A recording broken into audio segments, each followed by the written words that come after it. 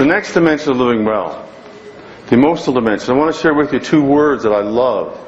I had the good fortune to travel to 26 countries in my lifetime, and I traveled to the countries of Nepal and India and the Far East like that. And they have a wonderful greeting over there. And this little guy that I met on the trail was actually a little guy that was by a school.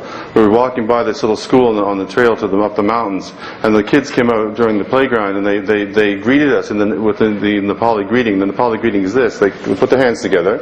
It would look like they're praying, but they're not. They're Hindus. They put their hands together and they bow and they say Namaste. Namaste. And Namaste means, loosely translated into English, means the light in me honors the light that's within you. Isn't that a beautiful way to say to somebody? I like your light. I like the light of who you are, and my light honors your light, and we connect on that level. So what a beautiful way to say hi to somebody is Namaste. The other word that I'd like to share with you is got to do with our caregivers, our care partners. Because they too need to energize, they too need to live well. It's called Ubuntu. That's the word that's on the screen, Ubuntu. It's a sub-Saharan African word, and it means, translated into English, it means I am because we are. I am because we are. What a beautiful sentiment for a care partner or a health professional or the professionals that are part of the BC Parkinsons Society. I am because we are, Ubuntu. So that's the emotional connection. Celebrating that emotional world, that driving juice and meaning and life from other people, and celebrating life and its infinite possibilities for love. Celebrating life and its infinite possibilities for love with other people. Now the truth is, folks, I don't know about you, but sometimes you encounter people in your life that get under your skin. And sometimes it's hard to be around them. So it's hard to see them as a person, to see the person as a person, where they count the same as you. Sometimes they become obstacles or objects or nuisances or pains in the somewhere else.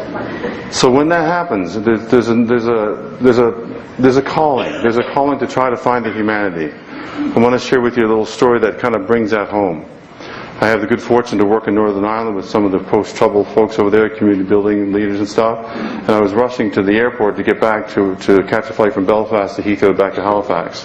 And I was running late. You ever have a really important appointment and you get all the red lights? Well, I got all the red lights, but I got the red lights of my favorite spot in the airport of all. It's the security checkpoint. And I got the cold molasses gal of cold molasses gals. I get in there, put my bag on the thing, and I'm trying to rush through and catch my flight. It's going to be leaving in a couple minutes. My little bag slides through, and all of a sudden it goes back in again. I thought to myself, uh-oh. And then I got that 5 words that no one in a hurry wants to hear. Is this your bag, sir? I've never seen that bag in my life. I had no idea. And so, of course, it was, and she says, can I have your boarding pass, please? I give her my boarding pass. She puts on these rubber gloves and she's checking my bag, like meticulously checking this bag, right? And I'm going ballistic on the inside. Because if you show it, what did they do? They slow down. So on the outside I'm going like this. On the inside I'm going, would you hurry up? We're going to on the outside. And don't I get the full meal deal? The full meal deal at the security checkpoint is the sniff test. I'm not sure what the technical term for it. It's a sniff test.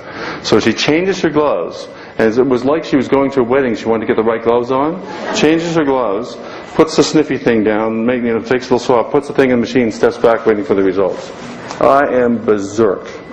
This person is my difficult person of the day. She's driving me nuts. She's under my skin. She's going to be the cause of all my misery for the next 5 hours while I'm trying to get another flight back to Halifax. My difficult person. She is not a person to me. She's become a thing, an object, an obstacle, a barrier to my progress. Out of the corner of my eye, on her vest, I saw a little pink pin, a little pink ribbon pin.